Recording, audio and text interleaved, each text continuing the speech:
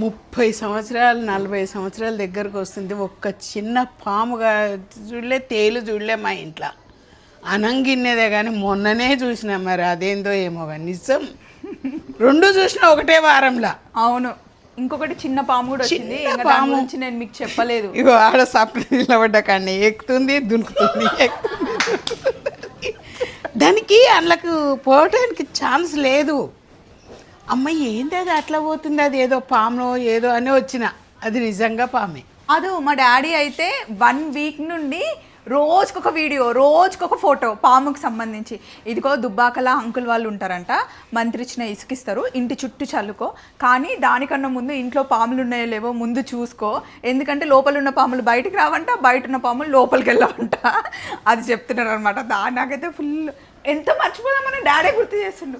రోజుకొక పాము పంపించి, పాప ఆ రోజు ఇది వచ్చింది కదా బేట, గ్రీన్ కలర్ది, ఏం భయం లేదంట, ఇట్లాంటి కలర్ పాములు వస్తేనే భయం అంట అని చెప్పి పంపుతున్నాడు.